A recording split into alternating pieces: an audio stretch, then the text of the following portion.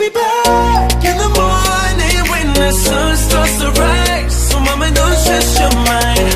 So mama, don't stress your mind. Good day everyone, I am Hannah De Gracia from grade 11 STEM Emerald.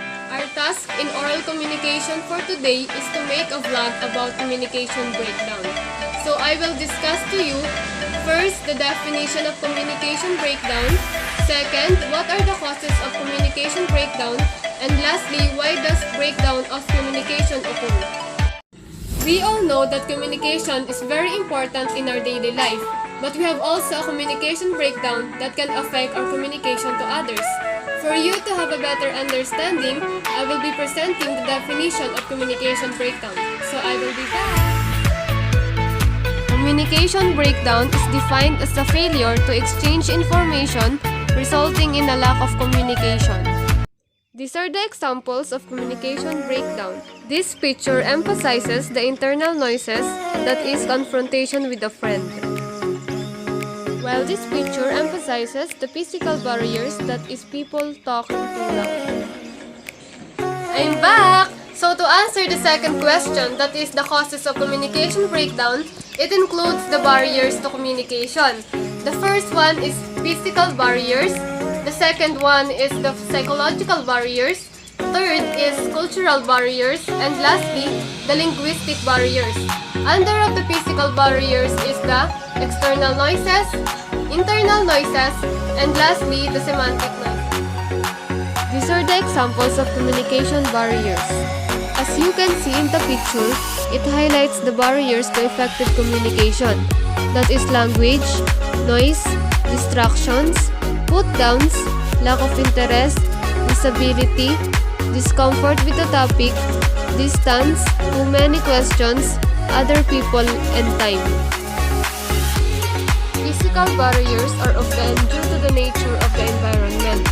Physical organizational barrier includes internal and external environment like large working areas physically separated from others, poor lighting, staff shortage, outdated equipments, and background noise. This picture highlights the example of physical barriers. This is the second kind of communication barrier, the psychological or emotional barrier. Under of this is the lack of attention, premature evaluation, poor retention, loss by transmission, distrust, and emotions. This is the third kind of communication barriers, the cultural barriers.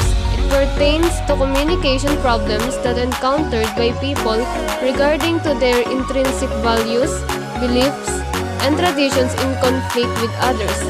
People's culture affect the way they communicate and relate to others.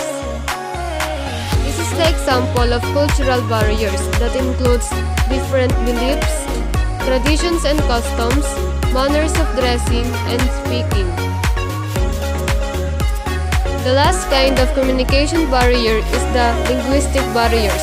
It pertains conflicts with regard to language and word meanings. Because words carry denotative and connotative meanings, they can sometimes cause confusion and misunderstanding. Meaning of words and symbols also vary depending on culture. So the third question is, why does breakdown of communication occur? This is because of perceptual and language differences, information overload, inattention, time pressures, distraction or noises, and the other barriers of communication such as physical, cultural, psychological, and linguistic barriers. This will affect the flow of communication in an organization. These are the important concepts and questions that you should understand in communication breakdown. I hope that you have now a better understanding in this lesson. Thank you for watching. Bye-bye!